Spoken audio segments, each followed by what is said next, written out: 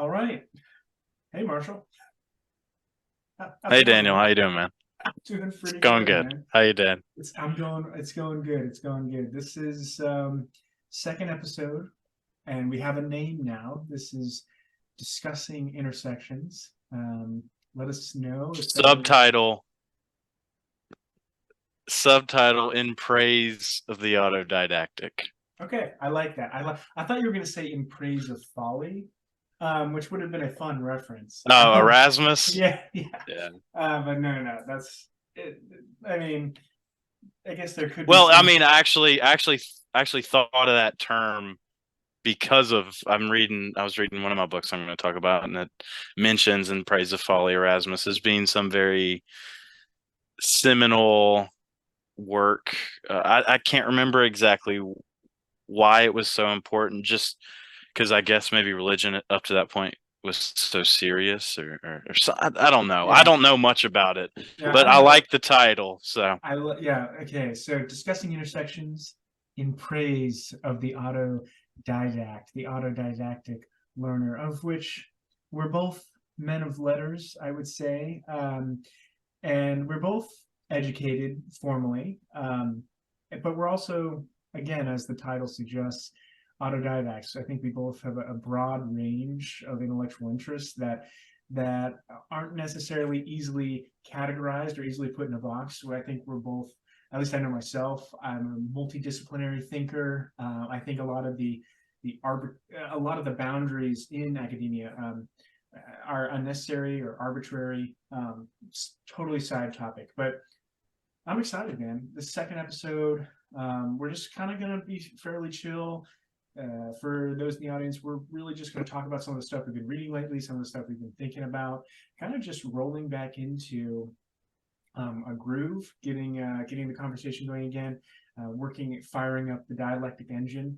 I'm excited. But with that being said, I'm going to pass it off to you, Marshall, to discuss whatever texts you've been itching to discuss, which I know in our correspondence outside of this, you've been hinting at some things which have tantalized me. So I'm excited. So what do you sure. got, man? What have you got? Hmm. Um, well, I've got a stack next to me. This seems to be. I think I've read more since we've last spoken, but maybe not. These are a couple of books. I actually just finished this one today, which I have a lot of notes about that I really want to talk about, but I'm going to save Carl Jung for a little Mm. later. This is The Christian Archetype, a Jungian commentary on the life of Christ. This was $6 at my local used bookstore, and it was fantastic. But I think first, I guess I'll just kind of go chronologically through what I've been reading because you know, discussing intersections, we've got different presuppositions and we've got different metaphysical systems, and I'm always trying to um I don't know, straighten out my system, learn more about my system, develop my system. Um, because I don't have some orthodoxy. I don't have anything, not to imply you do, that you have some kind of structure that you follow dogmatically. Hopefully nobody does, but some people do. But I'm pretty much free soloing. I'm kind of climbing a mountain without any support or harness or any of that. So I because of that, I like to kind of revolve my reading, at least currently, for the last probably year and a half. It's really been a lot of philosophy and religious philosophy, psychology. And I went by I guess I still do subscribe to the nomenclature atheist, but there with that term there does come a lot of um preconceived notions and baggage, and I don't want to be the militant atheist. Mm. So Mm. I'm trying to just broaden my scope a little bit. So I said I've done quite a bit. I mean, I went to a Christian school. I know quite a bit about the Bible. I'm sure you know more. I'm sure you do, but I know quite a bit about the Bible, and I'd wanted to kind of go away from that for a while, although it comes up later in my reading. But I wanted to kind of look into deism a little bit. Mm, So I read this, picked up this by okay. Bob Johnson, Deism, a Revolution in Religion, a Revolution in You. And um again, I found this at just my used bookstore for a couple dollars. It was short. It's self-published by a guy named Bob Johnson. Like it just kind of seems like a little satirical. In the subtitle, very epic words from Mr. Bob Johnson, a revolution in religion, a revolution in you. But I just picked it up, and they've got their own little deistic symbol there Mm, that elevates reason and all. And so I just thought, why not? It's short, not going to take me long to read. And I mean, it was basically like a polemic against Christianity, or any revealed religion. revealed religion, yeah. It had a lot of trouble with that. So all that stuff, if I read that like a year ago, I would have been like, yes, yes, yes. At this point, though, it's getting a little banal. But I want more depth, Mm, more textual criticism. At this point, I've gotten past the phase of flashy intuitions or taglines, yeah, sort of these Reddit interesting influencing. Hitchian, Yeah, right, these kind of Hitchian phrases. Now I love Hitchens, don't get me wrong, but yeah. he's definitely more of a journalist and more of just an inspiring man to me than a philosopher Right. or anything like that. So I've kind of gotten past that a little bit, and like I said, now I want to go into the text, get some more atheists that actually kind of perform exegesis Mhm. on text. That to me is really cool. So what this book essentially did was refer me to Thomas Paine, Mm, refer me to the Age of Reason. It quotes the Age of Reason a lot in this book, because that's primarily the main deistic writer. I mean, obviously the founding fathers. It talks about some letters that they sent to each other, amongst each other, speaking about how they would consider it a failure if Christianity became like, if there was a supremacism of Christianity and it became something above and beyond the rest of the people and the rest of the politics of the country. So that was kind of interesting, but really it just pointed me towards the Age of Reason, which was really good. pretty tight. And It's it was pretty kind of what I clever. was looking for. I like Yeah. that cover. Yeah. Yeah, it's like the Freedom Library of Yeah. Freedom Press or something. Okay. Yeah. So I'll pick up from there. Okay. Let me turn it over to you though. I've been speaking for a while. Let's see. What do you No, got? no, you're good. I'm trying to. So I read a lot of the stack of books that I have physically next to me. I think since the one I'll pull up is another short book, um, one that served to galvanize my faith a little bit back just a couple months ago. I've read most of this book. It gets a little bit repetitive. It's fairly short, and it's by fairly influential thinker, well known for his writing on technology, that being Jacques Ellul, probably botching that pronunciation, the French lay theologian. And his first book is called The Presence of the Kingdom. And it's all about how Christians are to be in the world, um, but yet not of the world. Kind of unraveling a bit of what that actually means, what that actually looks like, how Christians are to situate themselves in reality. And one of the biggest things I pulled away from it is this idea of Christians is as this tension that Christians live with, the sense that the world is not very good right now, as is, and we can't really do anything about it, but we have to try. And it's kind of this odd, you see, because most of my Christian faith has been characterized by paradox, mainly these dilemmas, these tensions. And one thing I love about Ellul is he was a reader of Marx, and primarily just that understanding of the dialectic, the tension present in any Christian's life. So really a fairly practical book. I think one of my favorite passages in here, let me pull it out if I can find it, is about the tension. I'll have to pull it up, but that's where I was, at least spiritually, was kind of looking for something a little bit more practical.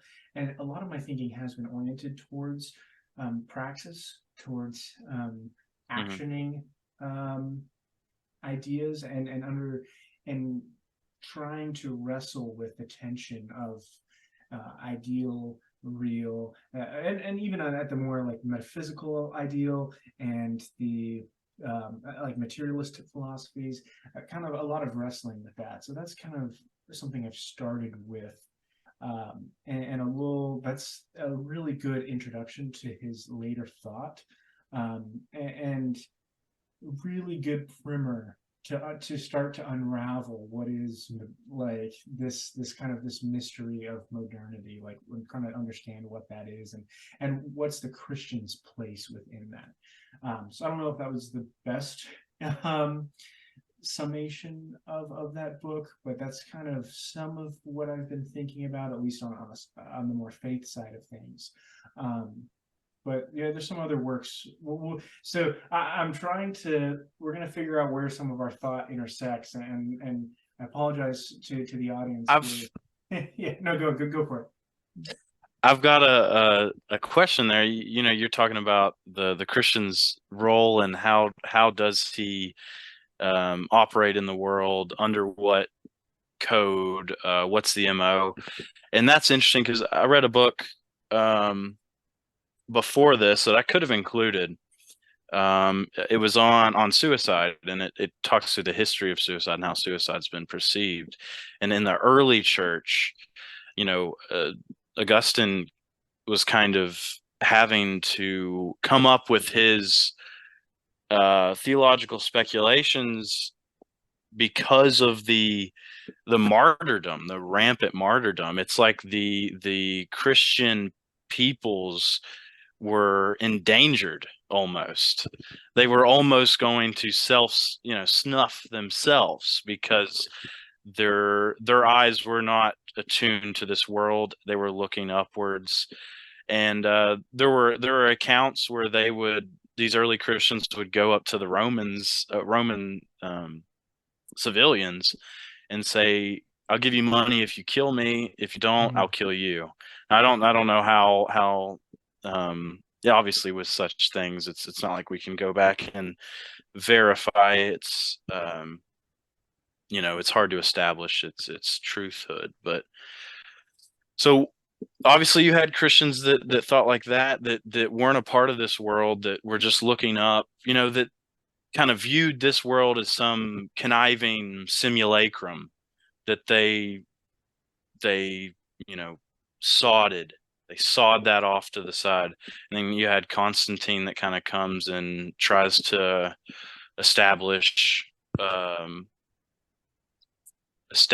justification for the pursuit of worldly success and accomplishment, something like that.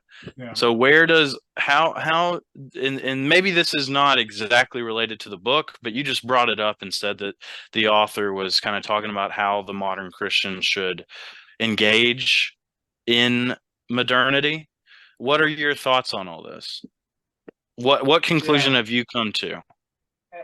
It's difficult because, again, I do kind of fall back a little bit on the existence as such of the tension, of a dialectic tension, of kind of being caught between and quite literally, I mean, you reference Augustine, this idea of city of God, city of man, and the Christian being simultaneously in both, yet not fully a citizen of either at his present moment, um, because he's not in the city of God, and he is in the city of man, but he's not of the city of man. He's not a citizen.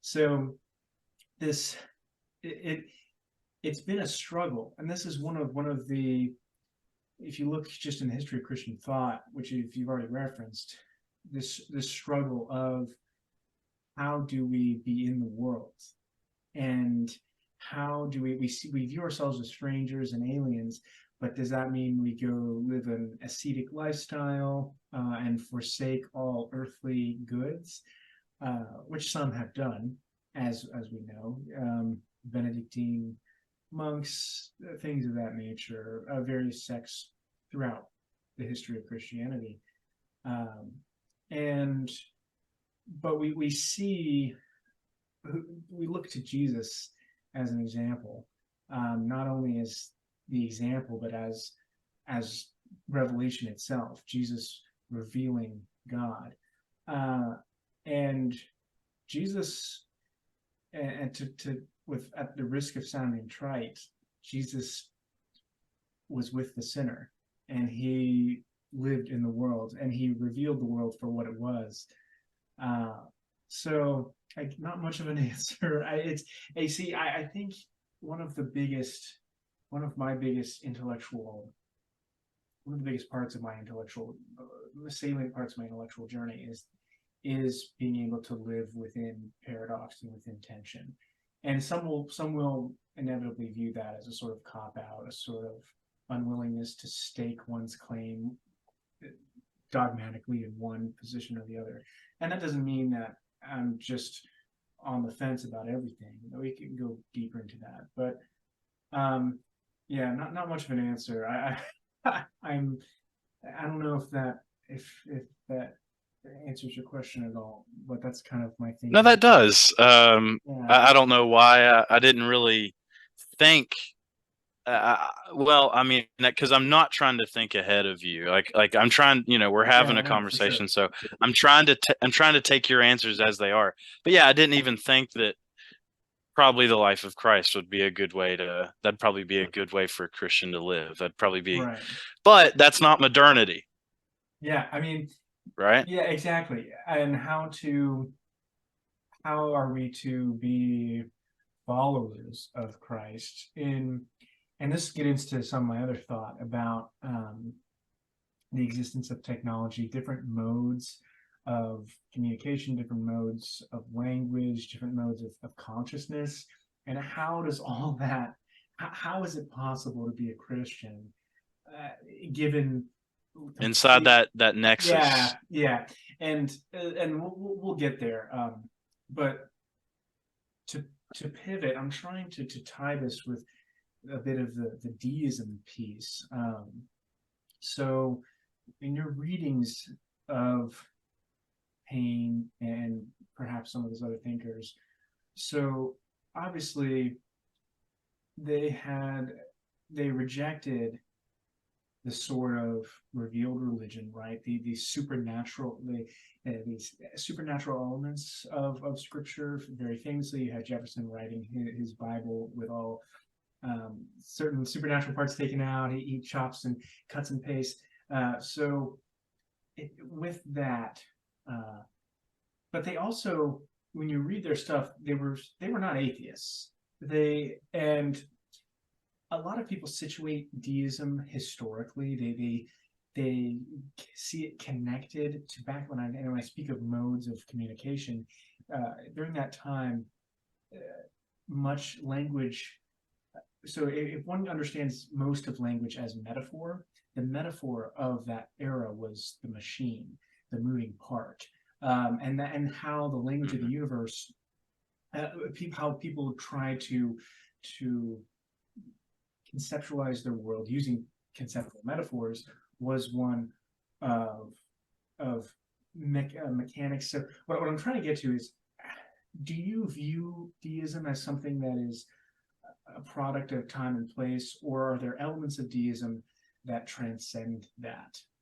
If that kind of makes sense. If do you view it, because I think a lot of scholars now, like, it's kind of place deism as very much a product of its time, to use a cliche. So Yes I don't and know if your no. question makes sense there. Sorry, it was a very long No, it setup. no, it does. Yes and no. Yes, it's a product of its time in that I think this was one of the first times post Enlightenment and kind of post for Paine, post establishment of a completely new country that was founded on these secular principles. I think for him, it was the first time he could really reveal these things. So it was a product of the time in that sense, in that it was allowed entry into the public discourse, into the zeitgeist. No, it was, and then I would say no, it's not a product of its time because I don't know. I don't have a really detailed answer for this. This is more of an intuition, but I don't think it was. It had to. It didn't have to like go through this dialectical process. I like the illusion you bring to the machine, and that Marx would really appreciate that. This kind of dialectical materialism that is and Hegel maybe too. That's kind of focusing thought and directing thought and influencing the consciousness of people, which I would probably agree with that too, actually. Um, which we'll go into later when I talk more about this Jung book and stuff. But um, like I read a postmodernist book a while ago, and it kind of helped me situate my understanding of consciousness, how we might attain it and all. But we'll get to that. But so yeah, I think yes and no. It's kind of now maybe I'm not so sure that it isn't just a process as well of the kind of machine, the wheel of time, churning it forward. What do you think? Do you think yes, no? Uh, from what I've read, specifically a text, I think I actually referenced this text. I think I summarized it in a previous discussion. A book by a intellectual historian, Carl Becker, called "The Heavenly City," referencing Augustine, the Heavenly City of the 18th century philosophers, and this he basically demonstrates that much of the so-called Enlightenment thinkers were essentially still, they were desperately wanting, and he even like paints a picture of, I think it was Hume, of these people desperately wanting the world that they had previously inhabited, a world that is certain, a world of there being this great cosmic battle between God and Satan, and that every piece has its place. They want, even though that world was becoming less and less apparent, they wanted it to be, so desperately wanted it to be, and whether in unconsciously or consciously. And therefore a lot of religion, deistic thoughts and this other thought was essentially trying to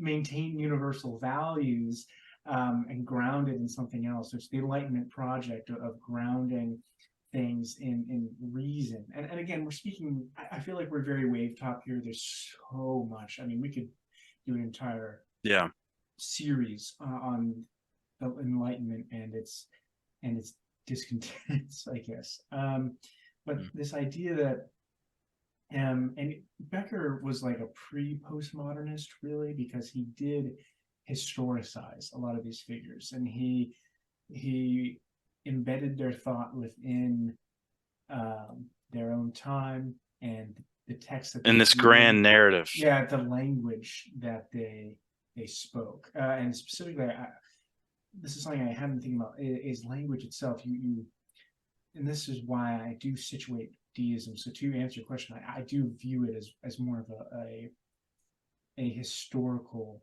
item, in the sense that the language of deism is one, as a reference, is a mechanistic, and the metaphors of deism are the great watchmaker, are all this very this very Technological. technological, but technological in the sense of everything wound up, and you see all these words that in some sense it was representative of various technological movements at that time.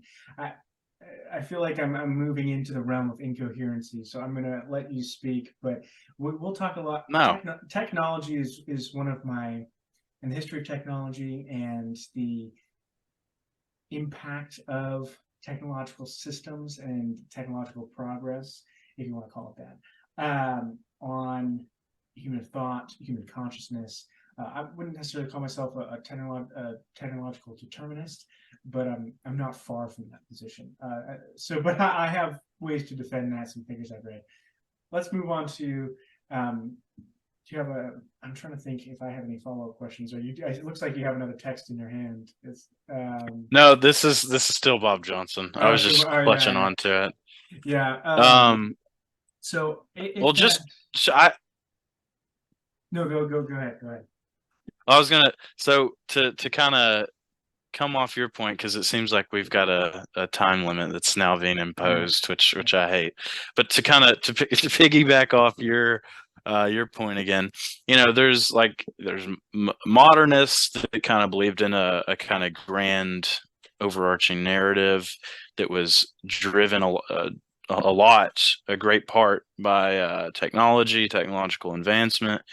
Then you got postmodernists that kind of deconstruct everything, that are very complicated, very idiosyncratic thinkers that I think more than anything maybe have a lot of connection philosophically to guys like Sartre, existentialism, and that kind of philosophy of make yourself.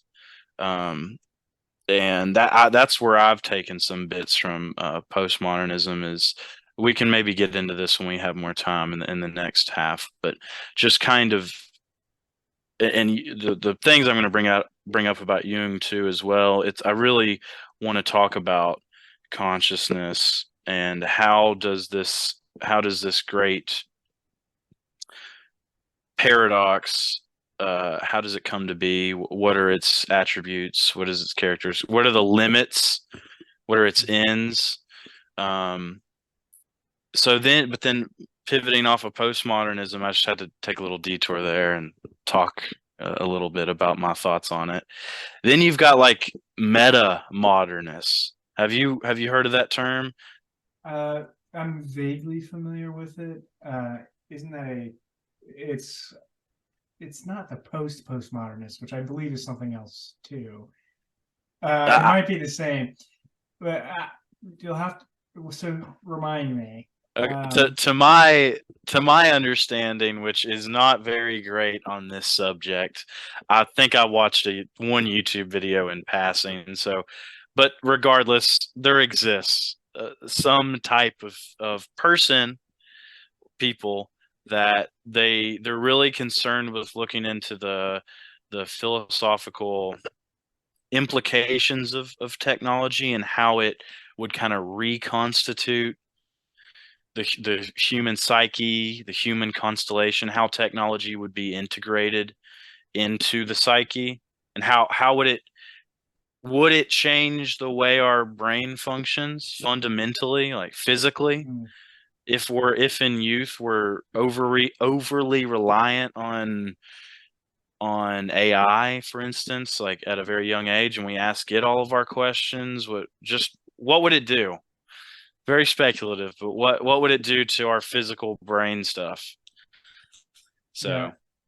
I don't know. I just thought that was worth adding to this technological discussion here. That's very much in line with a lot of the thinkers I have that have inspired me, but those who I'm also really wanting to read more, really spend a lot of time with, specifically, and I will pull Marshall McLuhan. Marshall, are you familiar with McLuhan? So Heard the name. So I have this book called The Gutenberg Galaxy, which was, I believe, like the first book of his that was more well known. He came up with he has a lot of phrases that did kind of seep into the popular consciousness. A lot of Silicon Valley tech bros actually took up his language. Wired magazine was started. It was by people inspired by McLuhan. I would argue there's this book called What Tech Calls Thinking that I read a couple months ago. It's very short, but it's about tech bros and how maybe they're not necessarily interpreting McLuhan correctly. But that being said, McLuhan is a very, very difficult writer to parse. I will say his writing is frustrating, but not necessarily in the sense that it's always there's a payoff. Sometimes he genuinely just puts in way too many references to just maybe perhaps show off his erudition. But I read his other more famous piece, which read a good part of it, which is Understanding Media, which is where he coined the term speaking the medium is the message. So McLuhan, but the Gutenberg Galaxy. Okay, the Gutenberg Galaxy specifically is about how the Western world shifted from an orally based culture to one that was typographical, mainly Gutenberg, obviously, and what that did to just culture, consciousness, all those different things. So again, he can be a little bit difficult to penetrate, which is partially due to again, there's a lot. You have some folks who argue that writing should be as clear as possible. I'm more of I like writing that takes me on a journey, and that I have to decipher sometimes. I go back and forth. But and I think this first part is about to end here. It's about to end. That's a good discussion of tech. We need to pick that up for a whole episode. Yeah. Because that's one of my big interests. I could just stop recording, and we can. Yep. We can edit. Okay. All right. All right, man. We are back. All right, we're back. We're back. We're back. Let's see. We just finished our technological discussion, like what, 2, 3, 4, 5 seconds ago. Yeah, thanks to the power of technology. Yeah, exactly. Thanks to the power of editing. Yeah. This is very convenient. Yeah, but continue. Anyways. Yeah. What's like next? Yeah, it's like okay. So now we are I guess now I'm going to talk a little bit about I talked about Bob Johnson's Deism, which pretty much is just a polemic against revealed religion. It's a very iconoclastic book, and it refers to Paine's The Age of Reason a lot. Now, hey, don't get it twisted. Thomas Paine is still very much an iconoclast in this. He is very much an idol burner. But it's a lot more serious. Now there's 3 parts of The Age of Reason. In the first part, I've just got notes throughout this whole thing, but in the first part, in like the preface, he talks about how he doesn't even have a Bible. He doesn't own one, or he doesn't have one nearby. He was imprisoned in France at this time. So, and he just displays pretty excellent memory of, I guess, his learning as a child and young adult. It gets into it's really good, man. It talks about a lot of things and it takes things very seriously. It doesn't just write off the Bible or Christianity. It goes into a lot of deeper points about how just like uh textual points. I don't know if that would be the right term. Just the language that was spoken at the time, the discrepancies in language, the errors of translation. Prophet Paine argues was the kind of the word for poet. So a lot of these prophet poets that are speaking in very metaphorical, image laden soliloquies and all. They were really poets that were using their divine instrument for art and creation. But notice I said divine instrument. He's still there's a lot of Yeah. moments in this book where Paine breaks it down. Paine makes it clear that he is not an atheist. He says Yeah. I mean, he, you have a lot of this residual verbiage of a still hierarchically divinely ordered world, and these a have, still a still beating Christendom. yeah, exactly. I love that, exactly. Sort of, and but these slowly these a lot of these signifiers slowly started to lose their power in a way. A lot of them just became fairly empty. But anyways, continue. Sorry. Yeah. So that's part one.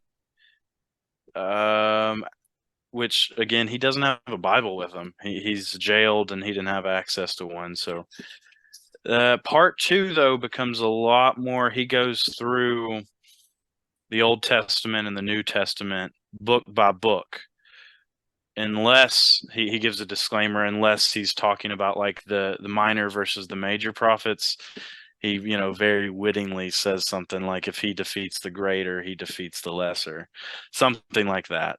So he at some points he'll just go into the major prophets or the major books of the Old Testament, things like that.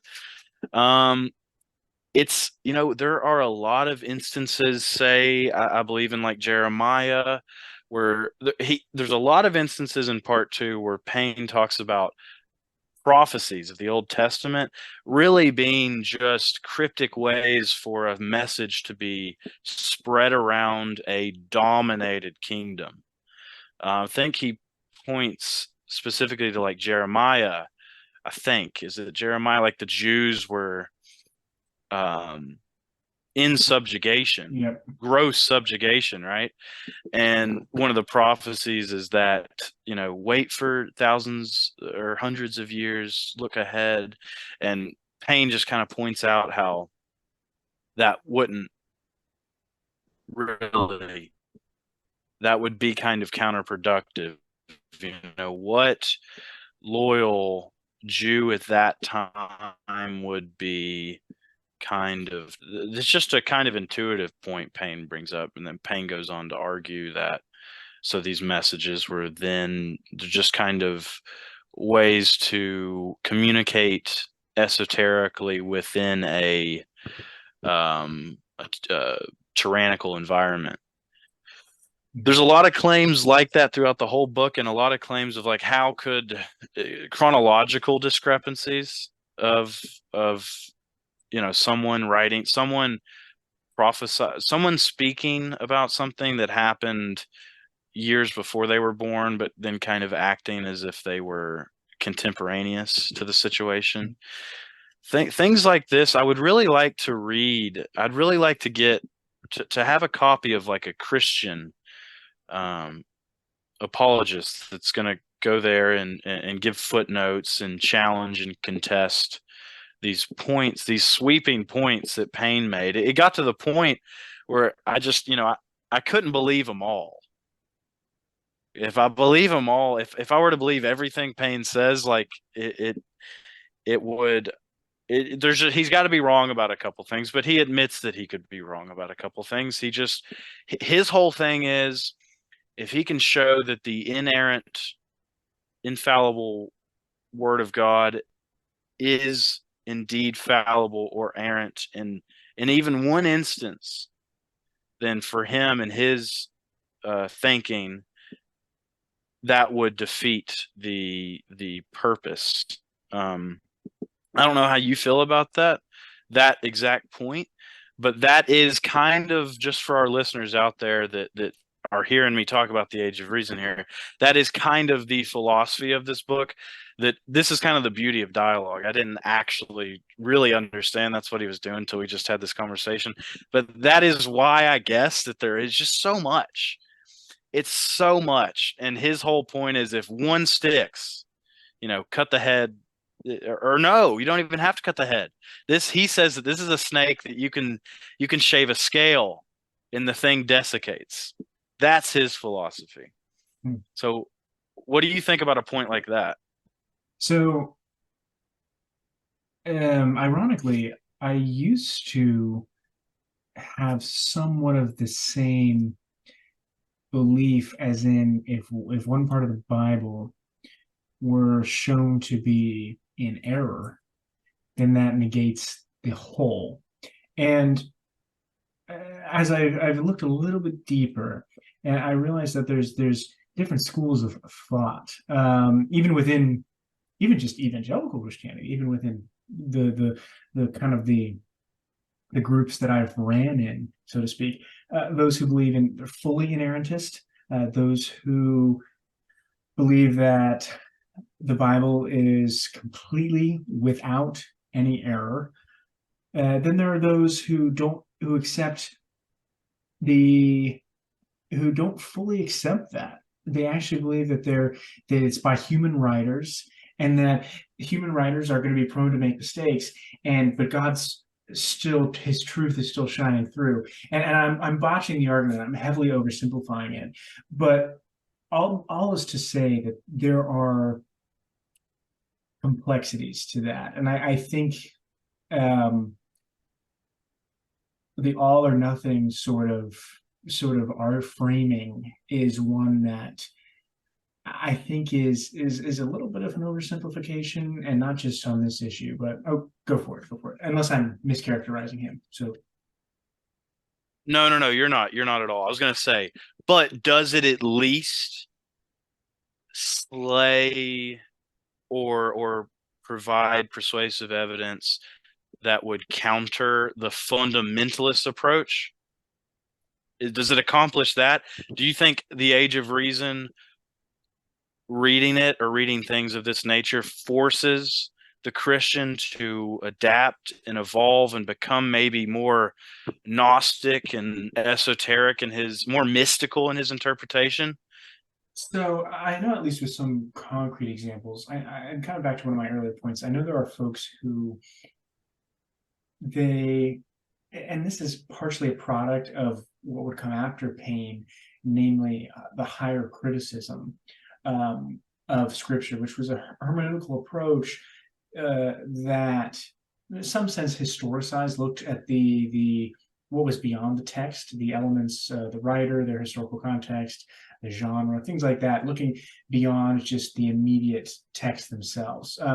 Yeah, because again, ironically, you have Paine is, in some sense, he is looking at it, the Scripture, as self-contained, which is what arguably certain some of the fundamentalists are like, is they don't necessarily incorporate those factors of genre, of history, of social setting. But that's partially uncharitable. I think that's also uncharitable of both. I know plenty of fundamentalists who, and I learned this in school, of learning all the different genres, things like that, and understanding that if God is using fallible men to write, to reveal his logos, to reveal himself through the word, and there are going to be, if if it is to be by through man, that man can only see it through their individual perception. So they're going to interpret, they're going to write, like, that's why you have discrepancies in the Gospels. The Gospels are all telling the same story, but it's multi-perspectival. And there's a high level of subjectivity to each account.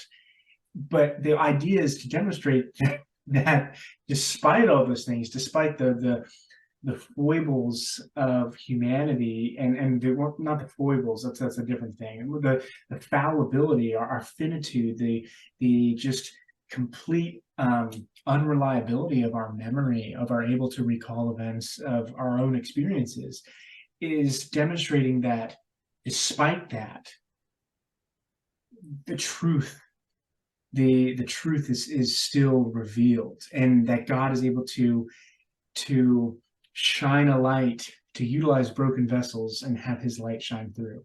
So again, that I don't know if that fully answered the question, but that's I think there are deeper ways of looking at it, specifically some of these, because I mean, people in some of these errors too, it depends, like, is he just reading the language as he knows it, or because I think this was prior to the age of higher criticism, if I'm not mistaken. But anyways, so my question would be,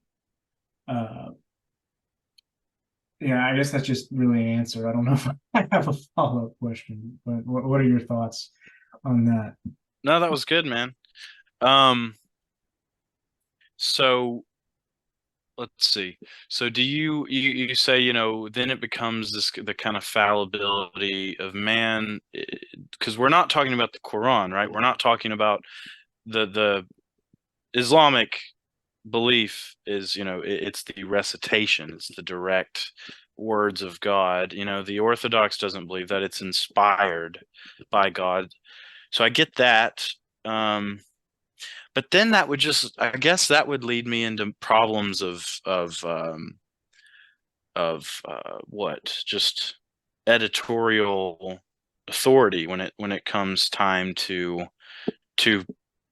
choose which passages or injunctions are to be followed, or at that point it becomes you open that's, I guess, why Islam, it is a pretty unified faith. It hasn't had challenges. It doesn't have a church. It has a book that they believe is the direct word, and then you've got your sunnahs and stuff that are things you should live by. But and that's jump in for me. Yeah, as I say, I don't want to discredit or to downplay the importance of the word. Like, Christians still are very much people of the word, and there are those that do believe that it is utterly infallible, and and inspiration, infallibility. There's a lot of scholars, Christian or non-Christian, who have gone pretty deep into the stuff. That is to say that yeah, it's an issue myself that I'm not totally sure where I fall. And because you bring up valid points, like how that does really open up the aperture for just all sorts of then what is it authoritative, right? I think that's kind of what you're getting at, is if there are the aperture of subjectivity. Yeah, if there's category errors, if there are just plain historical errors, things like that. And I think from the way I see it is how I almost view it in the sense of despite, and this is the whole story of the Bible, is despite humanity, God still completes his purposes and still performs his will. And despite our foibles, despite humanity's just inability to get things right, we're creation. Shortcomings. We are at an epistemic distance, and I'm borrowing that term from a Christian philosopher, from God. We can't know God in and of ourselves. That's why Christ came. Christ is the Word. He, in the beginning, was the Word, and the Word was with God, and the Word was God, and the Word became flesh and dwelt among us. So God is, we know God through Christ. So that is to say, it's I see it more as that despite the fact that there's this unified message of creation, fall, redemption, we see that all throughout 66 books, across thousands of years, across a multitude of cultures, a multitude of people, that there's that unified, coherent theme of God pursuing man continuously, despite man's every insistence not to pursue God. That the fact that those come through, it almost, to me, it's almost stronger, because if it was all completely coherent, then and it's actually very coherent too. I mean, we could get into that. That's more of a specific of how, some of Paine's arguments or later scholarship disprove them. That would be a whole nother discussion. And there is a very long stream. But my thing is, even if it was full of inconsistencies, but you still see creation, fall, redemption as and again, I feel like I'm coming at this as sort of, this is like kind of liberal Christian, like liberal in the sense of, less worried about historical particulars and more worried. And I'm not sure totally where I fall on that, but it's more of just a defense of that's kind of a different perspective, perhaps, maybe. Sure. I think we need to do an episode where we go more into the reasons for your belief, because like the kind of the things you mentioned there, it's just they have a different effect on you and I, of course. I mean, obviously, that's why we're from different camps, but I could tell you got very passionate. You got very inspired. I think you felt the dove descend upon you. That was as you were. I realized it is almost like, from a very Orthodox Christian perspective, where you feel the moving of the Spirit, and this it's Pentecost, and the self is de-escalated, de-elevated, and ideally God is speaking through a broken vessel, as I mentioned earlier.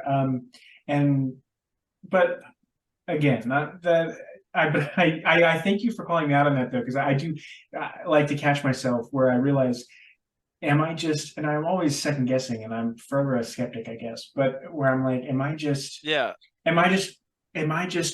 sort of retreating and beating on the halls of burrowing myself into what I know and to what was inculcated into me at such a young age, something that the solid rock, whether that is a solid rock because it's capital T true, or whether it's just how I understand the world, and I'm almost deterministically, that's the only way I can understand the world. And anyways, for fair points. Right. I mean, it's you don't want to, we want to make sure we're not heavy, with a heavy fist beating on an echo chamber. I get that. I get that. I like that you still sense that and reserve that. See, like when you were speaking, I could see that, and that was cool. But to me, it's in my head, I was thinking, this narrative, the Christian narrative story is predated. There's a lot of, it's kind of like, especially with my Jung reading, it's kind of like there's these archetypes that are part of the public unconscious, the collective unconscious, that are in our domain, that we, as our particular species, we can sympathize with. We daydream, and we see an enemy upon a hill, and we just sit there and daydream and see someone beside us rise up and walk ahead and dethrone and become a good ruler and a good God. these are things that I think the human just knows within itself on an intuitional basis. So, and for me, we might be running a little bit out of time, but Yeah. that's okay because I mean, I think we still have like 15 minutes, but I was just going to say Yeah.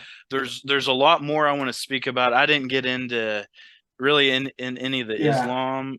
Maybe we can do that, And but the psychology here, we could do another episode in a couple days if you're down yeah, and no, do all that. I think so, because this is kind of helping my wheels turn a little bit, because I'm glad you caught me in some sense, because I generally prefer the position of critical detachment, which I think is being able to, I think that is what it means to be into like an intellectual, is to attempt to step outside of your own belief system, your own linguistic norms, your own cultural um, values. Is being able to attempt critical detachment. But I realize sometimes, I think almost naturally, I can very much get into apologetic mode without even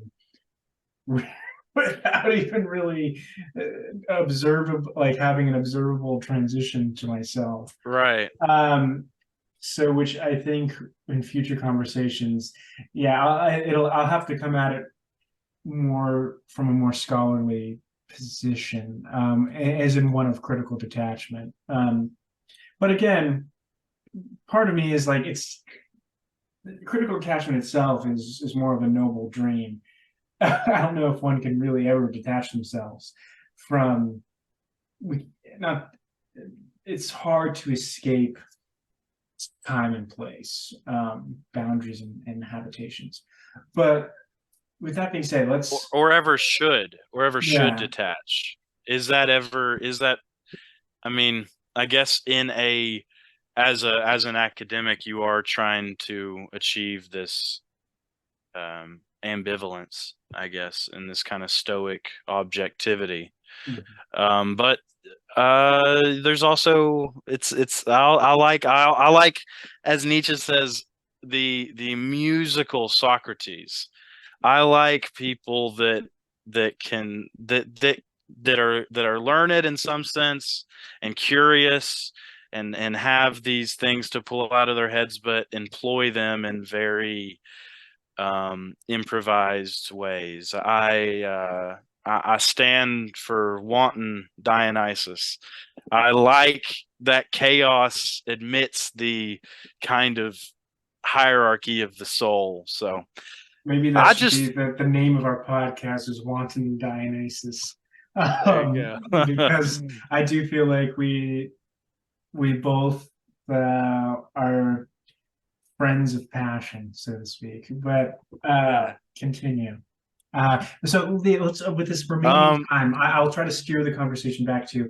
I do want to get to the Jungian readings you've been doing, and perhaps maybe. we'll do that another episode. Okay, yeah, yeah. Let's I do that think, another yeah, episode. yeah. Let's do that enough. Let's actually make that an episode. And what I'll probably, yeah, well, we can talk about that at another juncture. But so, do you want to talk about then? Do you want to talk about Islam, or do you want to just kind of keep talking more about um, kind of more meta things, specifically how we read texts, how we think about our own beliefs? We can talk about Islam. And Maybe go ahead. there's just really there's a couple points on this. You've got this copy too, I I believe you do. said. I do. I do. Um, Malise Ruthven, Islam: A Very Short Introduction by Oxford.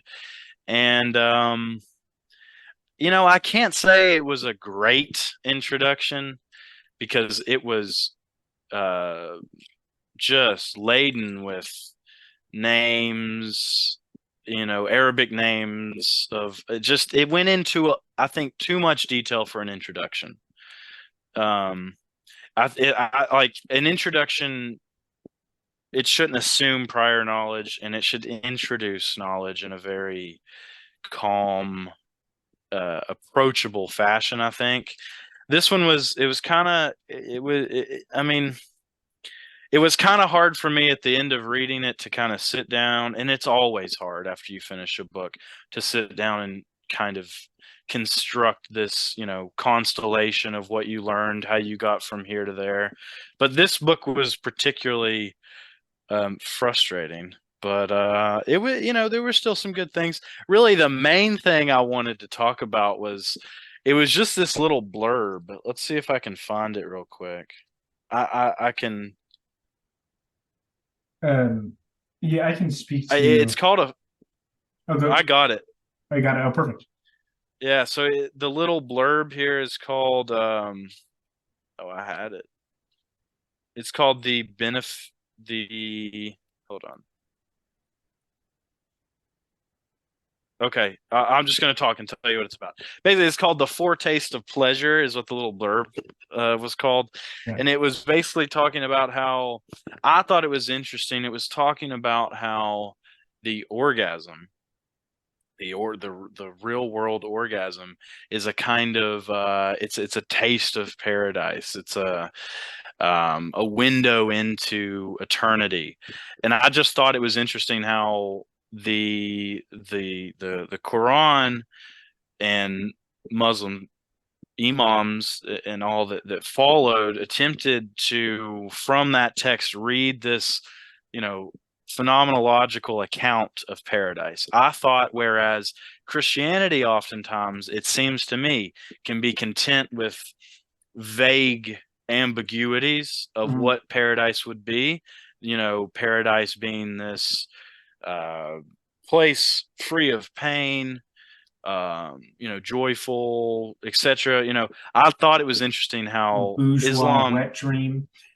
Yeah, the Islam. I thought it was interesting how it gave that account, and one of the commentators under that passage was, the Muslims in that passage. It essentially said, why would I follow? God gave us the orgasm so that we would know of paradise, so that we would live a more pious life, because we know just how good that orgasm that lasted eternally would feel. So I just thought it was interesting that there was this reason, there was this justification that they said, give me a taste of paradise so that I follow your words. And even piggybacks into kind of like, the discrepancies in the archetypes of kind of Jesus and Muhammad, the way they're portrayed. Muhammad's a very happening dude of what is it? Not virulent. It was he had a lot. He had many. Yeah, the word. It's not virulent. Yeah, no, It's I know the word too. But Jesus, on the other hand, and in Christ is the virginal Christ. Yeah, he's has only platonic, and I use that word. He only has friendships with females. He even speaks somewhat disparagingly of marriage, as it's saying that if those who aren't married, just it gives you more opportunities to serve me. So you do have, but I think all this to say, it's these are we often find the monotheistic religions have a obsession with the sexual, but for good reason, because life life exists through reproduction, right? This can get there's too many jokes I want to make at this late hour, but I will refrain from that given the time. But that's a really interesting. I didn't know that. I read that introduction, or I think I didn't even read the whole thing several years ago for a class. But that's a foretaste of paradise. You see, yeah, because Christian heaven is desexualized completely.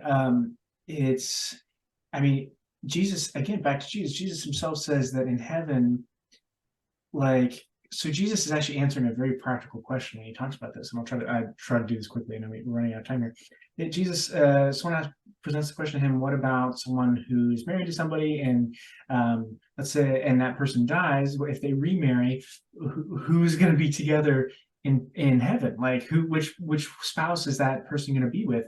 And Jesus says that in heaven, people are going to be like the angels. There's going to be no marriage. So what I think a lot of people are taking that to be is that in heaven is a very asexual place, and that sexual pleasure in traditional Christianity has always been a kind of a nice side benefit. The pleasurable aspect of sex is just kind of like a nice side benefit, a gift from God, something to enjoy, similar to food, and but then also there's such focus on sexuality, as in like this, but mostly in the prohibitive sense, thanks to folks like Augustine, who himself was a bit promiscuous and then went completely the opposite direction. But yeah, it is an interesting. That's yeah. Go. I can see you wanted to say something. And at one point is just that I would like to maybe have a further episode about, is just kind of heaven, and what are from the Bible, what are the kind of implications, the philosophical implications of what that said place would be like. Matt Dillahunty has a really a point that stuck with me forever, is if there's no pain, there's no sorrow. No pun intended. But Yeah. anyways, continue. No pain, no sorrow. No pain, no sorrow.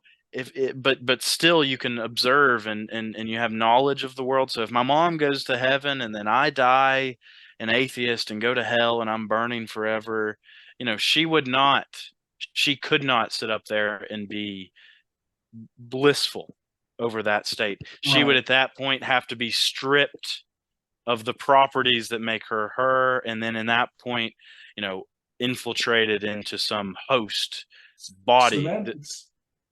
And that's more to the coexistence of eternal conscious torment with eternal, we'll say, pleasure, or eternal rest, eternal happiness, and kind of that there's actually. I actually recently read a book called "That All Shall Be Saved," an introduction to universalism. We'll probably, definitely will incorporate a lot of that into a future episode. Okay. But, yeah, I need to read more into that too. Anyways. Yeah. But to that point, there are a lot of different conceptions of heaven. There are some of the evangelical ones are like, yeah, we're just going to have fun and no more tears, no more sorrow, no pain. There's the beatific vision in Catholicism, which is basically you're just in this eternal state of continuous glory. And I'm probably botching that, but to me that always seemed almost just strange. And I mean, I don't know, like I've always had some weird personal sort of misanthropic, just my own issues with afterlife, a lot of that from a very young age. So it'll be a really interesting conversation, because there are definitely lots of different conceptions, and the whole eternal conscious torment piece, the whole existence of hell, purgatory, all these things about the afterlife in general, which I do believe is a lot of reason why people are saved or not saved. People become Christians because they're